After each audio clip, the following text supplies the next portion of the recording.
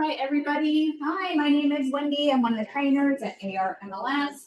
Just have a little attendance log that I'm going to pass around. That way I can email you after class, especially if you have questions. I have your information. You have mine. That will be helpful to us all. Today we're going, Kathy and I have been talking, and Brian, for months and months now, trying to get something together. And so we've decided on searching and mapping today. Typically, this class is actually 2.5 hours. We don't have 2.5 hours today. You're going to get a taste of searching and mapping in ARMLS. I'm going to show you how to access the full class. So if you're like, hey, I am learning something new and cool and amazing, you will have the resources available to take the full class. The full class is called Searching and Mapping. The first half is about 90 minutes. It's dedicated to the searching, mapping, adding a listing, not adding a listing, searching and mapping, saving a search, saving listing collections. And then we take a break and we cover subscriptions and portals. So how do I set up a subscription? How do I set up a portal? What's a subscription? What's a portal, right? That tends to trip people up a lot. So if you want to sign up for the full class, I'm going to show you the resources, but I have it here to take with you. So if you want to take this little index card, you can take that with you. It'll show you all of our training resources, all of our classes. As a subscriber, you get access to all classes, all products, all support stuff. So we're going to talk about that. And then Brian, you also wanted me to talk about the media rule, right? Yes, okay, let's talk about the media rule too. It's not that scary, I promise. All right, everybody can see my screen. Great, awesome. All right, so here I am. I'm on ARMLS.com. This is kind of like our landing page or the dashboard. You were asked to set up a new login in May. And that will give you access to the dashboard. So if you go here or if you go to your dashboard, eventually it'll get you to the same spot. Yes. Somehow we lost yours. Okay, I'm not surprised. So I was sharing a screen. I was sharing a PowerPoint, and then I switched to Flex. Okay. I see a question. Un momento. All right. I would love to be able to share the window or the entire screen, so I'm going to try that. And hopefully it doesn't matter which page. I should be good. It doesn't matter which toggle I go to. You should be able to see that. And I'm going to be switching back to FlexMLS, so let me know, Melissa. Question. Someone had a question? No, I thought I saw a hand raised back of my eyes. All right. All right. So just click my little. Yeah, I want this to go away. On the side, just click on that. Hoping that makes it go away and doesn't log me out. Great. Awesome. Okay. So ARMLS.com. We're going to spend a few minutes here before we log into FlexMLS. You're not required to follow along with me. If your goal today is to just watch, listen, ask questions, take notes, that's great. No problems. If you are going to try and follow along with me when I get logged into FlexMLS, you're more than welcome to. It does move kind of fast, though, so try to not go down your own rabbit holes. All right, so here we are. We're on ARMLS.com. The first thing that I'm going to show you is underneath the Learning tab. We're going to do a class search. I have updated the July class schedule. So if after today you're like, oh, wow, there's so much more I could be learning, so much more I do need to learn, you can take a live class with us. This class schedule is updated on or around the 25th of every month. So like I said, July is ready to go. If after today you're like, yeah, I definitely need to spend some more time in searching and mapping, the full class is July 28th at 10 a.m. Most of our classes are hosted virtually. So you can be at home in your jammies, just show up to class, no problem. Very rarely I'll host in-person classes. So you'll see right there where it says virtual or in-person. If you can't make an in-person class, whether it's virtual or physical, you can always check out our on-demand classes. These classes are self-paced. They're open 24/7. They're an alternative to a traditional classroom. We'll be talking about searching and mapping in FlexMLS today. So if you missed some content, or if you're like, oh, I need a refresher, you can always log in and take the online class. You can take one module. You can take all modules. You do what works best for you. Another thing that I mentioned, as a subscriber, you have access to all products. So if all you do is use FlexMLS, I'm going to go to the products section under the MLS tab. If all you do is use FlexMLS, you're definitely not getting the best bang for your buck. I strongly recommend you go to this page, check out all products that are available to you. For example, some new ones, Cloud CMA. It's another way for you to do CMAs. So you can do CMAs in Flex. You can do a full CMA, quick CMA, statistical CMA. You have Monsoon and Curve View available to you to view non-MLS transactions. Cloud CMA is actually a lone wolf product. I really like Cloud CMA for buyer tours and flyers, plus CMAs. Rapid Stats. You might have heard of the Crumfer Report, right? Fun fact, the Crumfer Report people get all of our data from us. You have access to all of the data. I learned that and I just have to share it, right? So if you love statistics, if you love reports, if you love analytics, this is a product you want to check out. If you're really trying to get some market trends in your area, your neighborhood, your zip code that you work in, you can take a class on Rapid Stats. It's about 60 minutes long if you want to learn more about Rapid Stats. I love the Crumfer Report, but ultimately, if you're paying for it, the point is they get the data from us anyway, so you have access to that data. And then Align Showings. Align Showings might be a good next class to take, or adding a listing. If you have a listing coming up in the near future, be proactive, not reactive. Adding a listing into FlexMLS can definitely take a long time, a couple hours if it's your first time. I definitely want you to have all of the tools available to you. I'm going to go back to the classes section so I can show you when that class is. Oh, it's July 1st. It's coming up. Surprise, surprise. So adding listing is about 90 minutes long. We'll show you the 3 different ways you can get a listing into FlexMLS. Work smart, not hard, right? Let me teach you all the tips and tricks that you need to know so that way you're not banging your head against the wall. Okay, before we get into Flex, we're going to talk about the data integrity new media rules. We don't have the page readily accessible. We're working on it. Very, very soon, you'll be able to click on the Rules tab, go to Data Integrity, and then we're going to see all of the data integrity micro pages available to you. So anything about watermarks, anything about media rules, anything about fraud land listings. We're going to condense that and have it all living underneath this one page. But for right now, all I'm going to do is click on this little search and then type in digital. And that's going to take me to the digitally altered micro page. So if you did need to refer back to this page, it's ARMLS.com, digitally altered media. That's how you access this page. At the end of the day, if you're not sure whether or not a photo is considered digitally altered, your job is to call data integrity and ask them questions, right? You can call them, you can email them, you can submit your photos. They want you to ask questions rather than risk getting a fine or a violation. So what is digitally altered? Here's my little cheat sheet on this. If you did anything other than photo lightening or brightening, if you did some cropping, or if you did that sky color grade stuff, none of that is digitally altered. So again, cropping, sky grade coloring, lightening, or brightening, those are not considered digitally altered. Everything else is. So if you remove power lines, I hope you're not doing that, but if you do, that's digitally altered.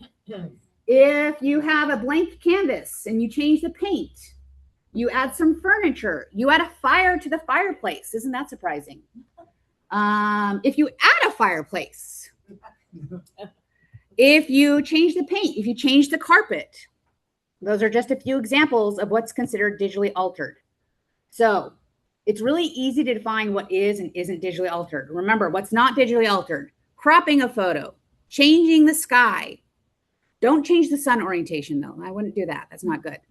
So if you put some pretty twilight sky in, if you brighten the photo or sharpen the photo, none of those are digitally altered. Everything else is. You're going to want to add that little sunburst.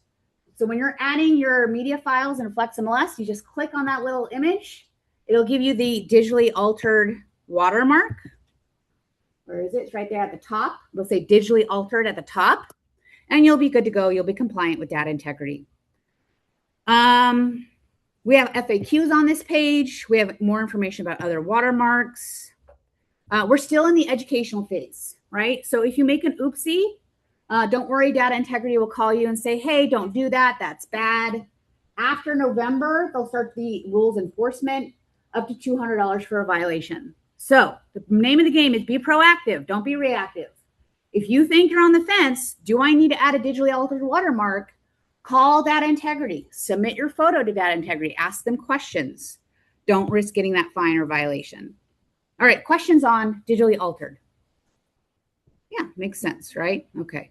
Yes, ma'am. That fine is per photo, correct? I don't know. Don't know the answer. I think what they do is they'll take, like, let's say you have multiple violations. You have a violation for public remarks. You have a violation for photos.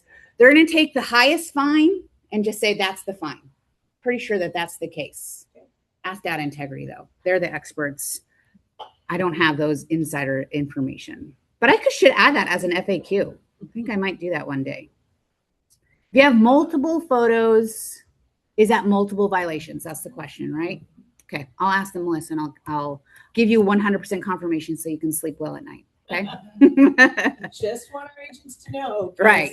If they think, oh, I'll get one in. I'll have 100 photos. Right. That would not be fun. That would be terrible. I think it's just the highest ranking one. So if you had multiple violations, they're going to take the highest one and say this is a 1 violation. Plus, you get a freebie once a year, by the way. I don't know if you knew that. So if you, let's say, give your lockbox key to a client, that doesn't count. What's a good example? That's an automatic violation.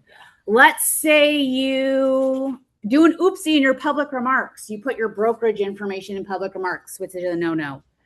Data integrity will call you, say, hey, that's a no-no. Don't do that. Here's your freebie for the year. It's a violation, but you don't have a fine. So if you make the mistake multiple times, well, you'll probably have to pay the fine or go through the appeals process. But if you take my advice, get it tattooed on your arm. Be proactive, not reactive. You won't have any problems. All right, so we're in FlexMLS right now. Melissa, do you see FlexMLS in your screen? Yes. Awesome, wonderful, thank you. All right, so we're in FlexMLS. I'm kind of at the dashboard. I have mine set to go to quick search. Every time I log into FlexMLS, my screen takes me directly to quick search. Yours might take you to the dashboard. If you like it logging into quick search, you're like, that's a great idea, let me know. I'll show you how to change that if you want. We're going to spend a lot of time in quick search today. And obviously, remember, if you have questions, pause me, raise your hand, ask a question. I want to answer your questions for you. We're not going to cover everything today. I'll try and cover things that are cool and amazing that might change your life. There might be some things that you already know. You might be like, okay, I know that. But I'm hoping you learn 1 or 2 new things that make your life easier. When you're searching in FlexMLS, I want you to work smart, not hard. I don't want you banging your head against the wall. I don't want you to be doing it the harder way. I don't want to say it's the wrong way because there's lots of different ways to do things in FlexMLS. But hopefully you can take 1 or 2 new things that make your searching life easier. All right. So we are on quick search. There's the property classes. If you're looking for a rental property or a piece of land, make sure you're moving in between the different property class templates. That's a mistake that I made as a newbie a lot. I would forget to take a quick look at the quick search templates. So if you have a client that says, help me find a rental property, move to property class 2. If you have a client that says, help me find a piece of land, move to property class 3. We're going to switch to 1 residential for today's example. It's fairly common. Right now we have 25,000 and change active and coming soon listings in FlexMLS.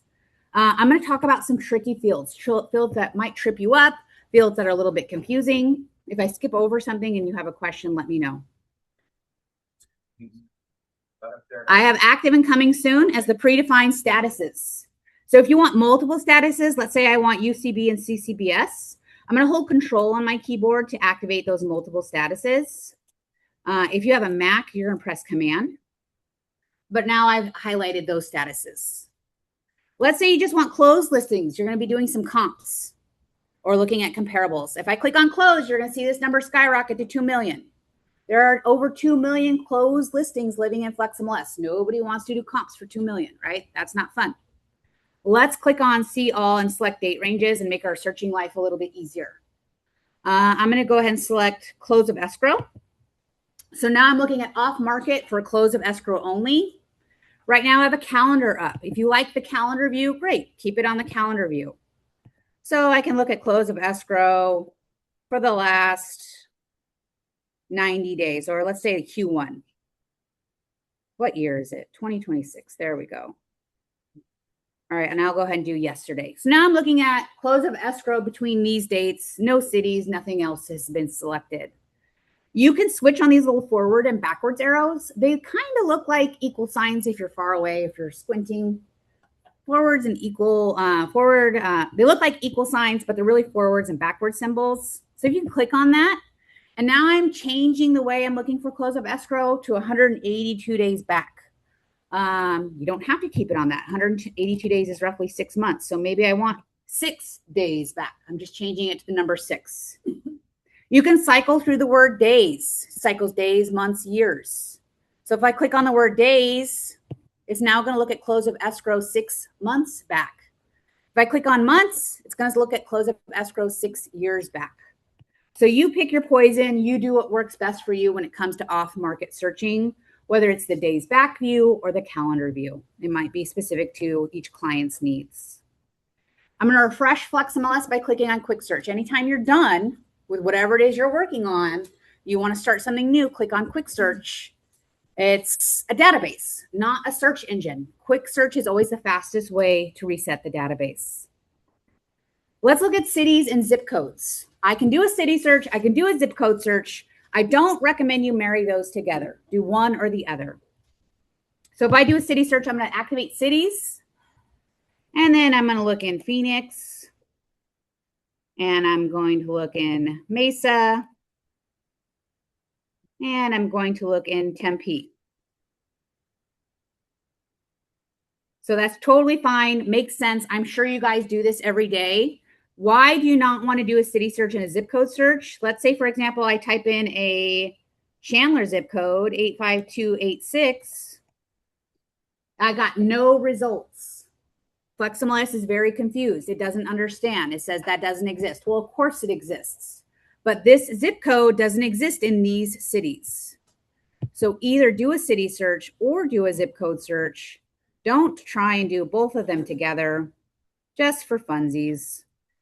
And again, like the cities, you can do multiple zip codes. Not a problem. All right. Let's move on to the next crazy complicated thing, subdivisions. I'm going to hopefully have time to show you an alternate path to search for subdivisions. The problem is with the subdivision search is you have to know how to spell the subdivision. Sounds easy and straightforward, right? I'm great at spelling and grammar. But sometimes the builders are wacky and they do wacky things. So I'm going to give you an example. My client told me, Wendy, find me a house in Grayhawk. So we're going to pretend I don't know how to spell Grayhawk. And we're going to spell how I think it should be spelled. Gray space hawk. What happens? Nothing. I got a big fat 0. So I'm doing something wrong or there's no listings in Grayhawk. All right, I'll try the British version. Grey space hawk. Oh, darn, I still got nothing. Okay, how about Grey no space hawk? I'm 3 for 3. I still got 0. Either there are no listings in Grayhawk. We all know that there are. Or I'm still doing something wrong. Let's try Gray no space hawk. I'm on my 4th attempt. Surprise, surprise. There's 13 listings in Grayhawk. The builder or the community developer spelt it counterintuitive to I think how it should be spelt. So this can be not fun. Oh, blog you might want to look up. Wildcards. If you're in a weird situation like that, there's a way that you can make your searching life a little bit easier by doing a wildcard search. You put an asterisk sign or a % sign in front or in back of your initial word. Let's say it's something ranch. My clients want to live in Dobson Ranch. My clients want to live in Milton Ranch. My clients want to live in blah, blah, blah. How many ranch subdivisions are there? There's a bajillion. So you can do a wildcard search, especially if you're unsure on spelling. This might be a good reference point for you in the future, how to do a wildcard search. And there's the example. % ranch, it'll try and find things that match with your keyword. Definitely makes life a little bit easier. I'll show you another way, which through overlays and mapping. Yes. Is that, if you're typing it in, are they case sensitive? Because as you said, like sometimes builders will keep 2 words, 1 word that like make the second word a capital. Like, is it? If I type in Greyhawk, capital G, do I get the same results? Yes. So case sensitive is not an issue in that instance.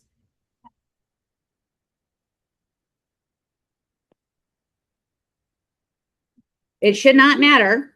And let's test that theory. 13. I still got 13. So spell it grammatically correct with your capitalization, not a problem. Spell it ungrammatically correct. You'll still get the same results as long as you're using the exact spelling, however it's spelled, whether it's authentically the word that it's spelled or a made up word. All right. Let's move on to the next one. I hope this blows your mind. We're going to talk, oh, by the way, with subdivisions, you can do multiple subdivisions. Just use proper grammar, commas. So use the subdivision, comma, next subdivision, comma, next subdivision, comma. So if my client says, Wendy, I really want to live in Ocotillo, and I'm spelling it correctly, which is great. Ugh. I'm spelling it incorrectly, which is terrible. That was a test, and you passed the test. All right, so my client says, I want to live in Ocotillo. It might be a good point at this juncture to add a city because there are multiple subdivisions for Ocotillo. So now I'm just looking in Chandler, Ocotillo. My client says, I want to live in Ocotillo, or I'm okay with Fox Crossing. Just use a comma and spell it right. Don't move too fast with your fingers. Just a good point, folks. Spelling subdivisions is a big issue. So you might look elsewhere than subdivisions, because if you enter the information in wrong, people are not going to find your listing. Exactly. Spelling matters. Yeah. In FlexMLS, spelling matters, grammar matters, punctuation matters, synonyms matter. We'll talk about all of those things. But that's a good point. Thank you, Melissa. All right, so multiple subdivisions is okay. Just make sure you use a comma to look for multiple subdivisions. The next one we're going to look at is the pool features. Pool features is crazy. It's hard to find properties with the correct information. So my client says, hey, Wendy, find me a house with a private pool. I'm going to check the box for private pool, yes or no, and select yes. Yay, me. I'm doing a great job. All right, they then throw a wrench. And in this wrench, they're going to say, oh, by the way, I have a toddler. Find me a house that has a private pool and a fence. So I'm going to check the box for fence. I think I'm doing an amazing job. Yay, me. Let's throw another wrench. The husband chimes in and says, we're moving here from Minnesota. Yes? You have or instead.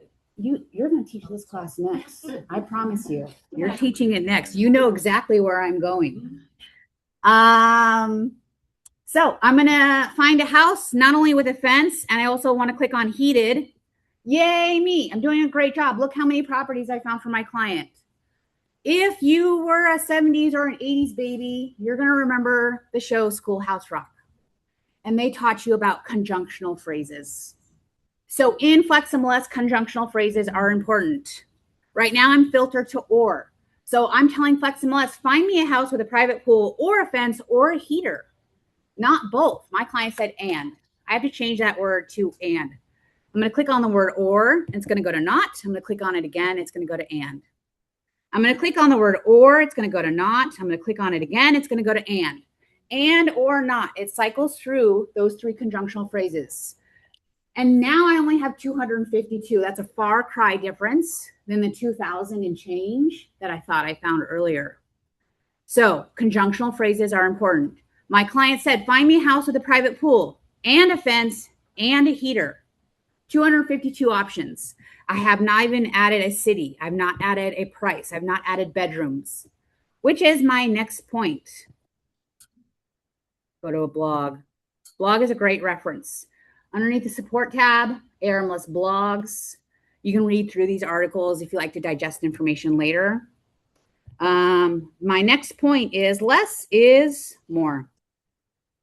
When you're searching inside FlexMLS, less is more. The less specific you are, the more you're going to find for your clients.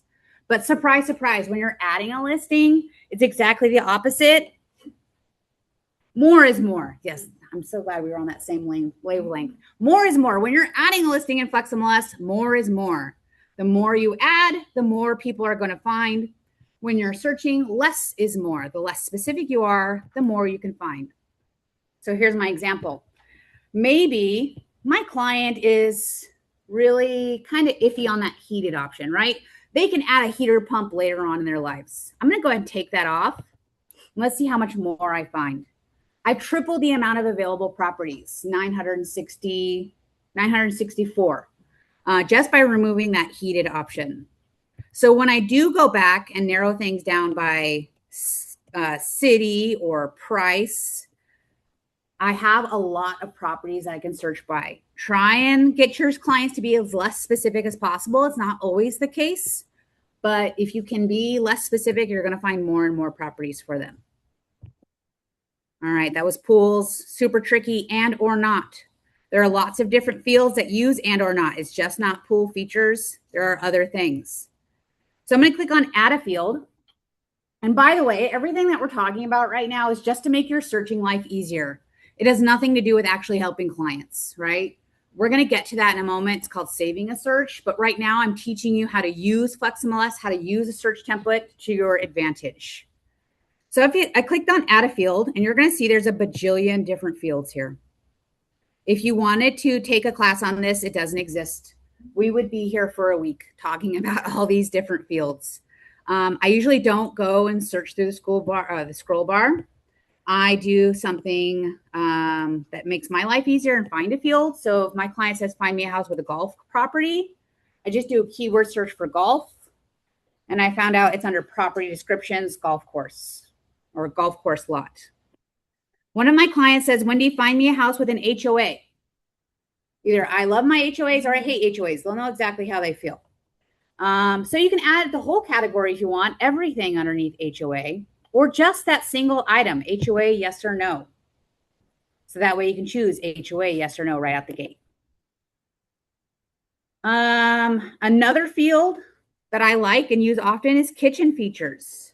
Some people have very specific needs when it comes to their kitchens. They'll say things like, find me a house that has a pantry. Find me a house that has a walk-in pantry. Find me a house that has a gas stove. You can add everything in this category by clicking on kitchen features or a single item, totally up to you. I'll add the whole category.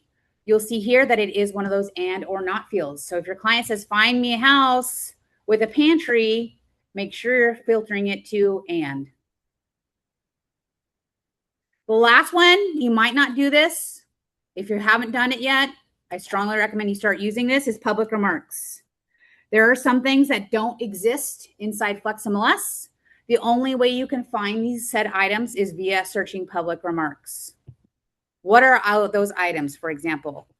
Mother-in-law suite. That's a good example. There's guest house. You can find a field for guest house, but a guest house and a mother-in-law suite are not the same thing. Home theater. If your client says, find me a house with a home theater, there's no field for home theater. You have to look through the public remarks. Wine cellar. That would be another one. Or pool with a slide pool, I guess. I don't know what it's called, but there's no field for that. There are some things that just don't have fields, so make sure you're using public remarks. So I'm going to show you an example of public remarks searching. What you need to know about public remarks is spelling, grammar, synonyms. All right, so in this example, my client says, Wendy, find me a house with a mother-in-law suite. So I took Wendy's FlexMLS class. I'm going to go ahead and type in mother-in-law suite in public remarks. I'm doing an amazing job. Spelt it wrong. And I found, no, 7. There are 7 listing agents that typed in mother-in-law suite in FlexMLS exactly the way I typed it in. Yay me. If you're great with spelling and grammar, you're going to know I did something wrong. I didn't use hyphens. Let's use some hyphens. So mother hyphen in hyphen law. That's proper grammar. Sweet. Enter. Well, yay, 44 listing agents. They used correct grammar when the other 7 listing agents, no hate on them, but they used incorrect grammar. Let's marry those together. I want all of them, even though it's improper grammar. So I'm going to do a comma. So mother-in-law suite, proper grammar. Mother-in-law suite, improper grammar.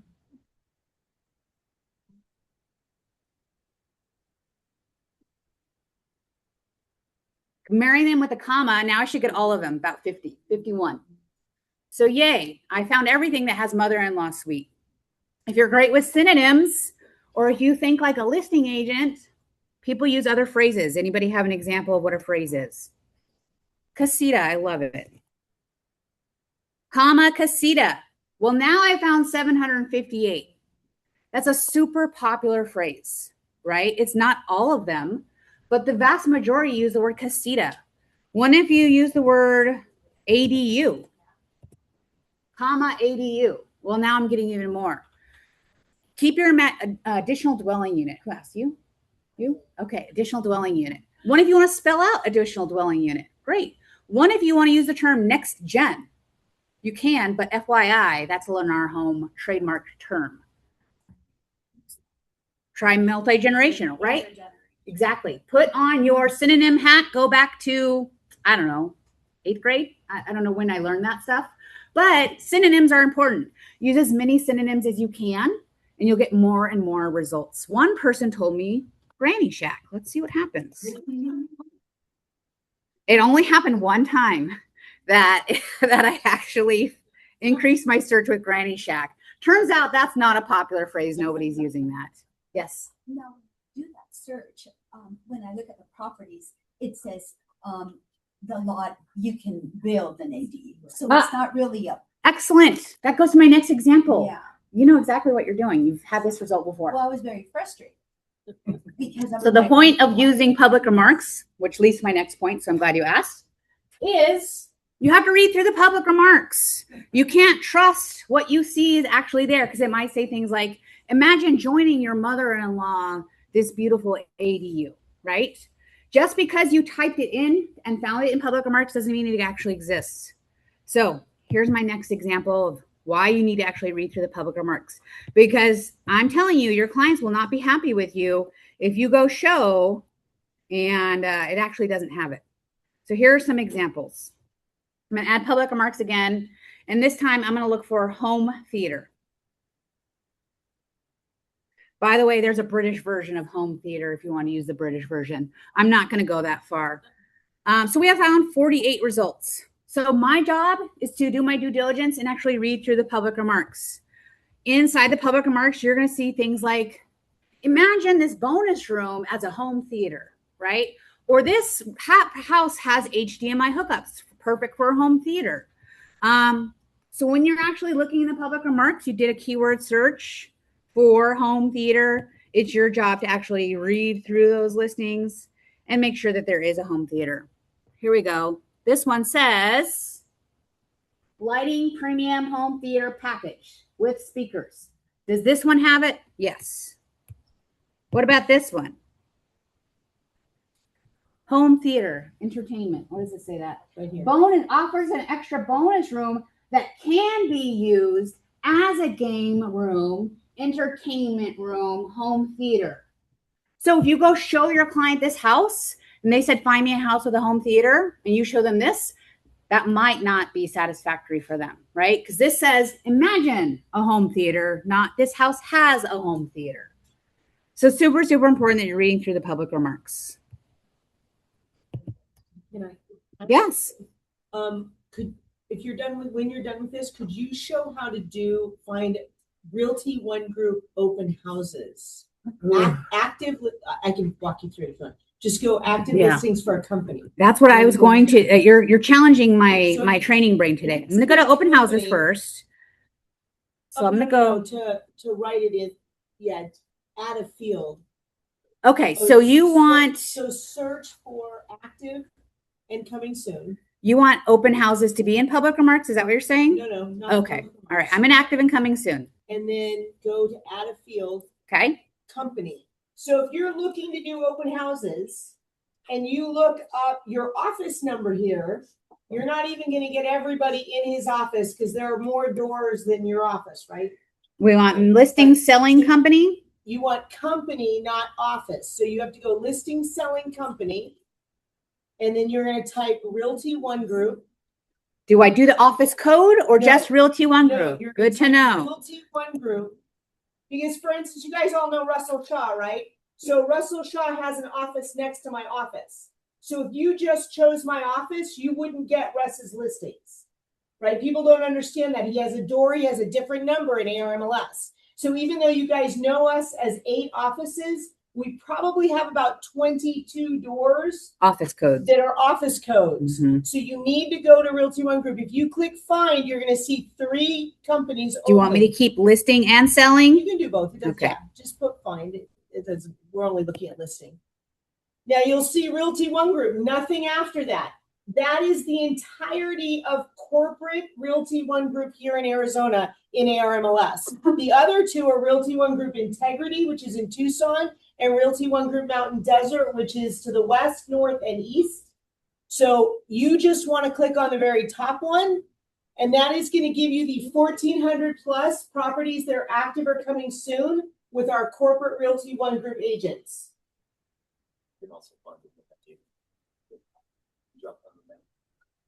And another thing that I was thinking about, because remember, ARMLS is flexible, is I add a field for open houses.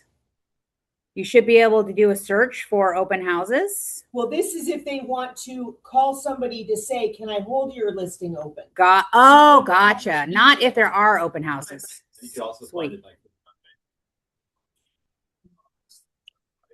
That's usually how I do my searches. So you are definitely doing it an alternate path, which is great. There's no wrong way to do it. We have office listings and. Office listings. Yeah, but see, office isn't going to give you the full company. We have companies. This is my office Oh, yeah. listings. But yeah, so that's another path. You can take both paths. And the thing that I notice is, Brian, give me your agent ID, B something. BJ048. This is another way that I search. So when I'm searching for somebody, I can search by their name or their office ID. So here we go. And I click on Realty One Group. This is the way that I do it. So Melissa does it differently and Brian does it differently. And then I'm able to see all the different offices with Realty One Group. See, that's just going to show you the office. Yeah, not the listings. Not company, no, not the whole company. Oh. Again, that's why if you chose my office, you're not going to get Russell Shaw next door. Yeah, That's why I'm saying you have to do company and not office. that makes sense. So that's another thing that I do is I click on view office listings. Hopefully it takes me the same path. We get the same number, 1,400, and I No, don't. you're I not. got something totally different. So that's a perfect example. That's why you need to do the full company, not the office. So again, we're going to go to menu. Nope, I lied. We're going to go to quick search. We're going to go to add a field. When you're in add a field, you're going to type in the word company. Underneath member, you'll see listing / selling company. Select that box. Oops. Select that box. And then you're going to type in Realty One Group and find. And then you'll be able to find all that information. Yes. I don't know. Because that is real. Because you just. The app on the phone. Oh, don't talk to me about the app. I can't deal with that. The way that it's designed is not the same as how it's designed on the website. And I rarely use the app.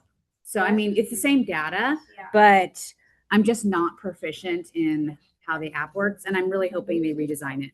Yes. Yeah, I have this search in my system, but I've added the word vacant properties, because that narrows down or improves my chances of finding an open house. Sure. Because you have furnished home with people with family living in it, they probably do not want this franchise and open open. Sure, you can always add additional things like vacant to be able to narrow that. You can also add how long has the listing been on the market, Exactly. right? If it's been on the market 200 days, do you really want to sit that as an open house? So there are different ways to do those searches. I love But I that. just wanted to make sure you were seeing the full company's listings if you like doing open houses. All right, real quick, we're going to save a search, save a listing collection. You probably don't do a listing collection often. I'll show you why you want to do that. And then we'll move on to some mapping stuff for the last, I think, 20 minutes. I'll try my best to show you really cool things. Regarding this add the field, if the client wants farming, you'll be happy in the MLS? Farming. Like a not- farm not property? Horse property. RPR. It would be under residential. If you switch your template up above, you have, I believe Land. it's under land. No, it's a farm. They not farm. Like a hobby farm? Like a No, they hobby? they No, can grow land. all different. Yeah. So yeah, that would probably be another class, but yeah. So if you go to the land and then go to add a field and let's type in farm, let's see what happens. Yes, that's exactly it. All right, so we're going to go back to saving a search. Super important, listing collections and saving a search. If your client says, Wendy, find me a house in Tempe, and I was pre-approved for, I don't know, $695. So as I start to type in more and more numbers, my list gets smaller and smaller. By the way, I want a house that has 4 bedrooms in Tempe. Oh, and by the way, I don't want it to have an HOA.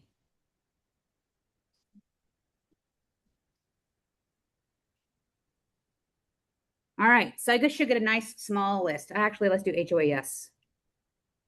All right, yay me, I found 8 houses for my clients. I don't want to do this search every day of my life. This is where you save searches. You could have 10, 50, 100 different clients that you're working with. You can save their search, save their criteria. So in this example, I found 8 properties for my client, house in Tempe, 4 bedrooms within their price range within HOA. I'm going to click on the word save at the top. You're going to click on save search and give it a name. You call it something that makes sense for you and your clients. Maybe you want to put their names next to it. Maybe you want to put some of the details of the search. Maybe you want to add description information. You can do whatever you want. I'm just going to call it Tempe Homes Smiths and then press save. So that search is ready for me. I can access it anytime I want. How do I find my saved searches? I have it saved on my bookmarks at the top. If you don't have it saved on your bookmarks, you're going to click on menu and go to save searches. And here's a list of all the clients that I'm working with, right? Betty wants a home in Scottsdale. Emily wants a home in Surprise. I have these searches ready to go and queued up. So if my client says, hey, Wendy, let's go look at those houses in Surprise, I can say, hey, there's 16 available as of right now. 16 active and coming soons in your criteria that you had asked. So on that same note, I'm inside a save search. Emily says in earnest, let's go see a few of these houses on Saturday. We're going to go do a tour or a buyer's tour. So out of the 16 that I found, I want to select a few that we're going to go see. She said, I really love number 1. All I'm going to do is click on that little box above the number 1. I really love number 3. I really love number 4. And I really love number 6. So out of the 16 that I found for Emily, we're going to see 4. This is called saving a listing collection. This is one of those examples of working smart, not hard. I don't want you to start writing down these MLS ID numbers, right, of the houses you want to see. Taking a picture with your phone, emailing this list to yourself. That's working hard, not smart. You're going to save a listing collection. So I've identified 4. I'm going to go to save again, and we're going to do save selected as. I'm going to call this Emily's Homes to C73. So now those individual properties that my client said they want to see, they're saved in a collection. I'm tracking the life cycle of that particular listing or that particular property. So how do I access my saved listing collections? I have it bookmarked. If you don't have it bookmarked, you're going to click on menu, do keyword search for listing collections, and then click on it to activate it. So now here's individual properties that I'm tracking for my clients. So John said He wanted to go see some houses. He said he wanted to see 3. What's going on with these 3? Well, John, you're moving too slowly. One of them is canceled. 2 of them are active. So I know exactly what that property's life cycle is at any point in time by looking at a listing collection. Peter said he wanted to go see some houses. He selected 4. Too bad, Peter. All these houses are unavailable. We're going to have to start a new search. You're going to have to pick out some new houses. 3 of them are closed. 1 of them's canceled. So that's called saving a listing collection. When you're ready to go see houses or you want to track an individual listing or an individual property, you want to save a listing collection. All right, let's talk about some mapping stuff. We'll go through the important things. First thing I want you to do is look at these overlays. Your homework tonight is to explore all of these overlays that say MLS. There's a handful of them that I'll talk about today, but I'm not going to cover them all. For example, zip codes. All it's going to do is give you boundary lines, outlines. So if your client says, I need to live in a certain zip code, once I start to zoom in, I'll know that zip code boundary line. That's rare. I don't think people, it's not like Beverly Hills, right? I need to live in 90210. I don't think you'll have that happening. The point is you can do it. You can use that overlay. Another overlay might be important. FEMA flood zones. I'm pulling up 2 overlays at the same time. It hurts your eyeballs, so be careful. All right, now I can see which zip codes and which might be prone to flooding. It hurts my eyes, so I'm going to turn off zip codes, so we'll only look at flooding. But the point is you can do multiple overlays if wanted. So if my client says, I want to live in McCormick Ranch, I can kind of zoom into that area and find out if there's flooding issues. I might need to do more research. You can look at this little map legend. It'll tell you what those colors mean. You might need to dive deeper, right? Go to the FEMA websites. All right, another cool overlay that you might really love is this one called Subdivisions Maponics. There are places that only exist in our mind, right? Or there are places that are hard to spell because the builder spelled it a little wacky, like Greyhawk. If I lied, not subdivision maponics, scratch that. It's neighborhood maponics. Turning on neighborhood maponics. Like I said, there is only a few there's only a few places that exist in our mind. It's not an actual city. It's not in a specific zip code. It's only a neighborhood. It's a place in our mind. So Greyhawk is a perfect example of that. And if you're like, I don't know how to spell Greyhawk, like you found out earlier in my example, you can turn on this overlay and then figure out the exact spelling. Yeah, I guess find out where it's at. Here it is, Greyhawk. Gray, no space, hawk. There we go. So you can use an overlay to start drawing around that subdivision. I'm going to use the polygon. The polygon is a pretty complicated shape. If you don't master it today, it's okay. Don't stress. Keep practicing. There's definitely going to be instances where you're going to want to learn how to draw out the polygon. Greyhawk is one of those examples. It's not a perfect rectangle. It's not a perfect square or a perfect circle. So I'm going to activate the polygon and start the drawing process, find listings for sale in Greyhawk. Every time I need to change direction with my mouse, I'm going to left click with my keypad or my mouse. So I've got a straight line click. I've got some curvies. I'm going to just draw around the curvies. Every time I need to change direction, I'm clicking with the left side of my mouse. Click, click, click, click. Again, if it looks like a kindergartner drew it, that's fine. You're not going to get it perfectly your first time.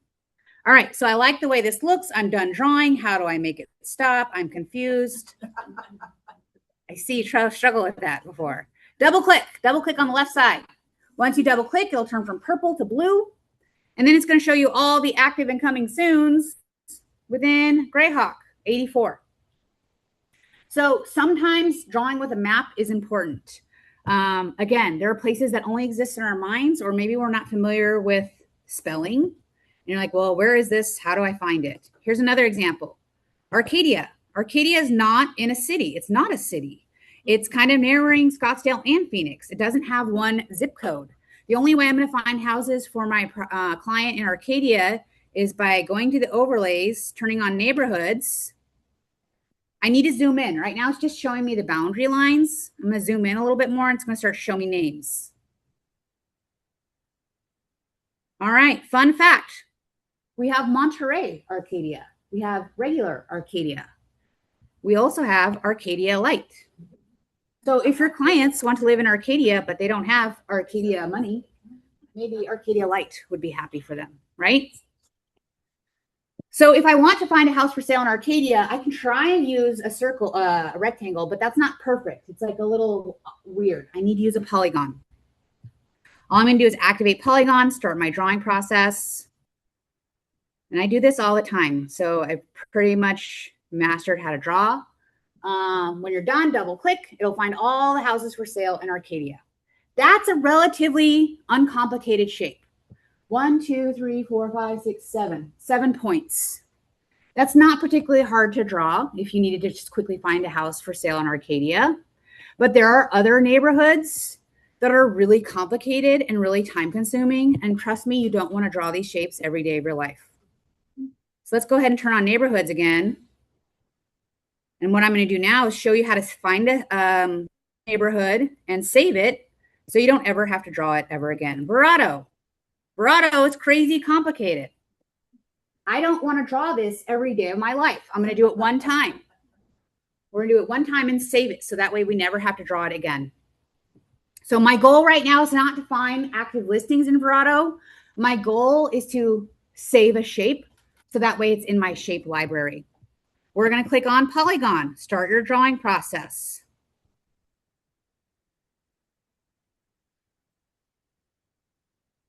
It's not going to be perfect right now, but it'll be perfect for today.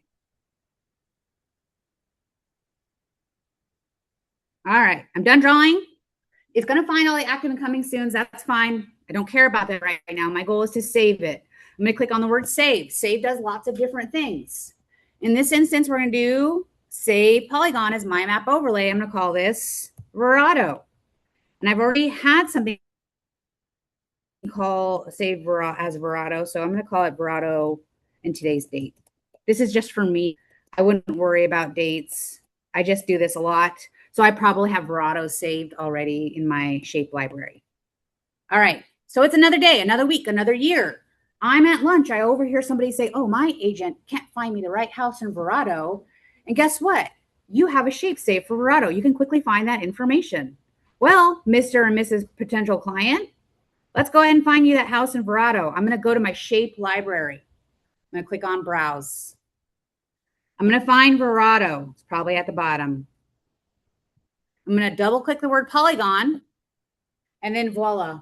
Here's all the active and coming soons in Verrado. I didn't have to build a criteria. I didn't have to search by subdivisions on the field side. I quickly was able to isolate how many homes are for sale in Verrado. If my client says, yes, I want a house in Verrado and I want it to have a pool, well, there we go. There's 49 houses in Verrado with a pool. You can save this information.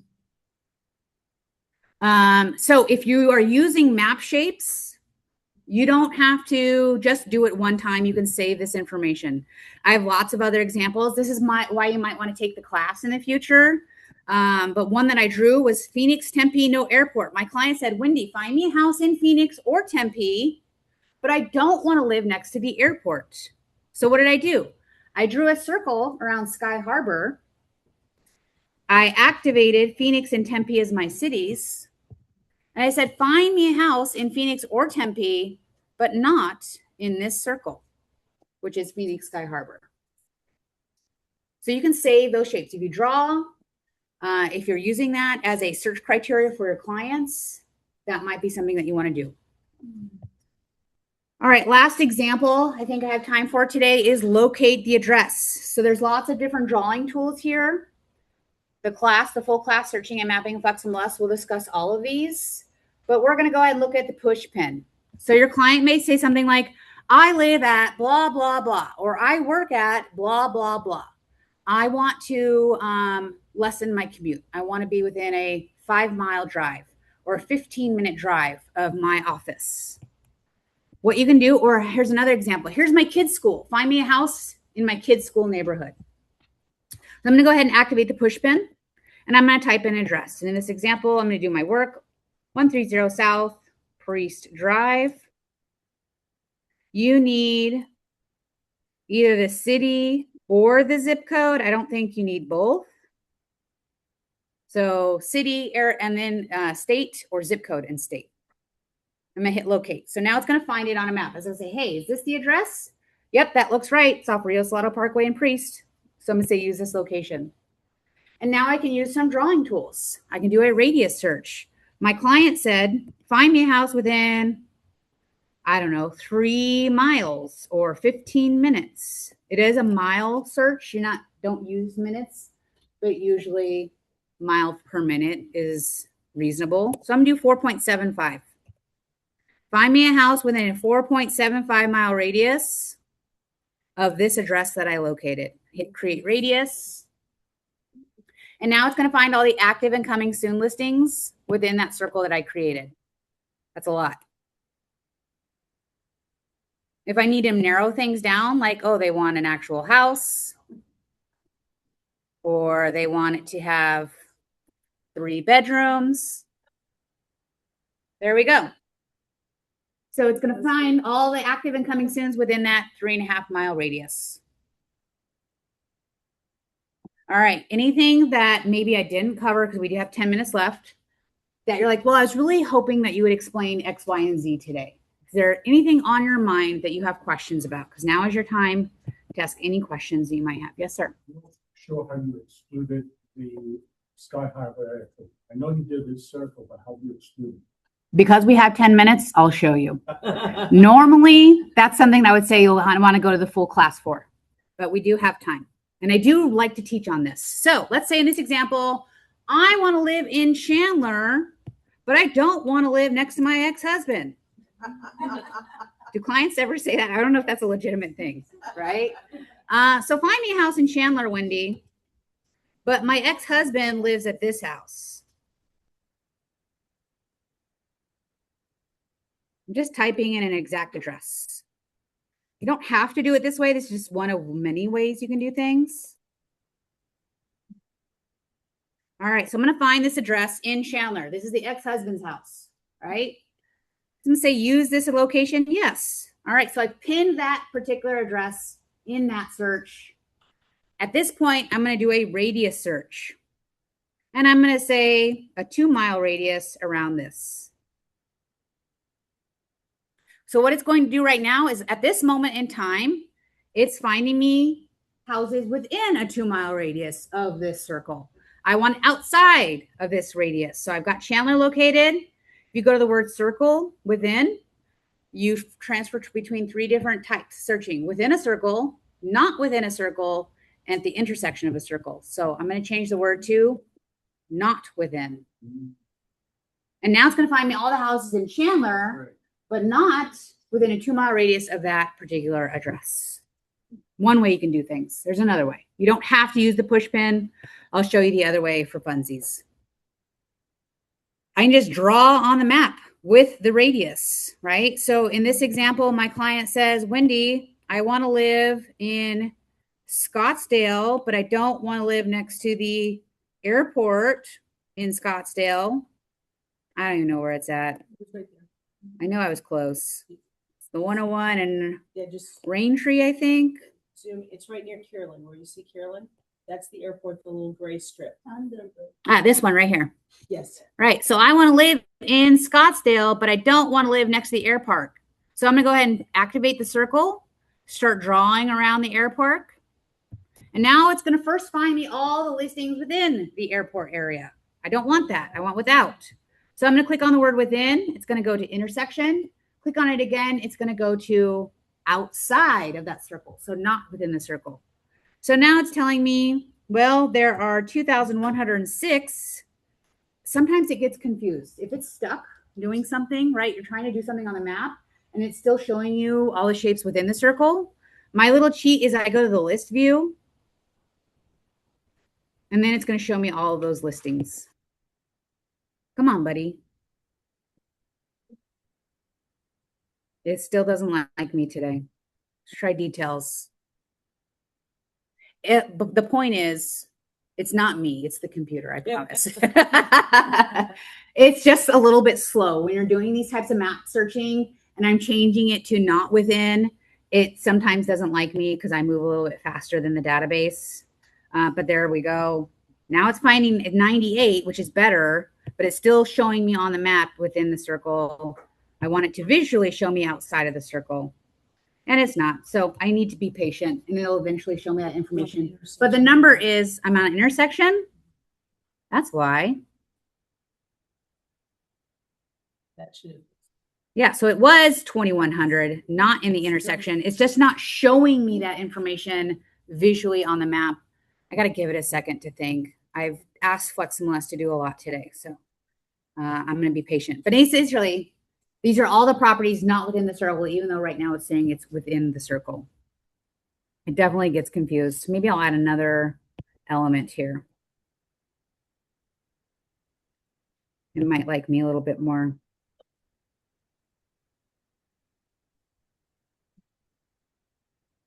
All right, so the number is changing. There we go. And now it's showing all the listings in Scottsdale, single family, 3 full bathrooms, not within the air park. So if I move fast today, which I'm probably sure I did, I know it goes fast. It's a lot.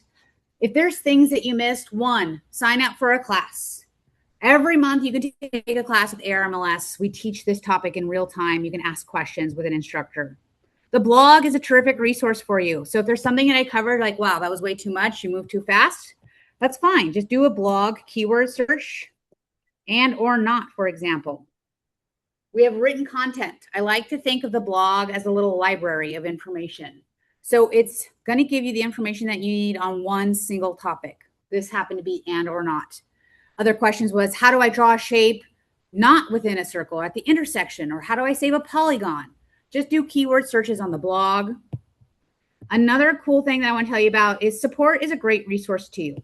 As a subscriber, you pay for your MLS subscription fees, right? You pay for all products. You pay for the ability to access all classes. So when you pay that $500 fee every year, it's not just access to FlexMLS.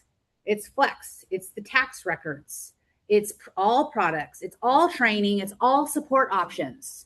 So use support as your best friend. Call them, email them, ask them questions, do a chat.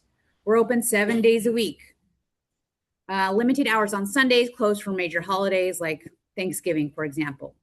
And Friday. Yeah, we'll be here on Friday via phone, not the actual in-person office, right? If you show up to Tempe on Friday, no luck. If you call Tempe support, we're here. We'll help you. Support will be open via phone or chat. So if I did do a chat, I can do a chat with a human being or chat with Artie. Oops, Artie, human. If it's after support hours, you want to make sure you're chatting with Artie. Artie has access to the same information as the humans, right? So that's called a knowledge base. So if I ask Artie, how do I find a golf property? It's going to give me the directions. It's not going to tell you how to make a lasagna, right? It's not going to answer existential questions for you. It's going to talk to you about FlexMLS. And I typed in gold. I'm testing Artie to see if he knows what I'm talking about, or she. Artie could be a girl. And guess what? Artie knew exactly what I was talking about. Golf properties. She's smarter than I am sometimes. All right, so she gave me the directions on how to search for golf properties in FlexMLS. If I'm not quite ready to digest that information, I can always email that chat to myself so that way I have the step-by-step instructions. So again, if you're in a pickle, it's Sunday at 6 p.m. and you have a question, support is not available, make sure you use Artie chat. Or if it's 4th of July, support has already closed for the day. Artie is a great resource for you if a human's not available, okay? All right, we're at time. Did everybody sign the attendance log? I hope so. Please take some of these goodies with you. I don't want to take them home. And I'll stick around if anybody has more questions. Thank you, everyone. Thank you. all. You're welcome, Brian. Melissa, we make a great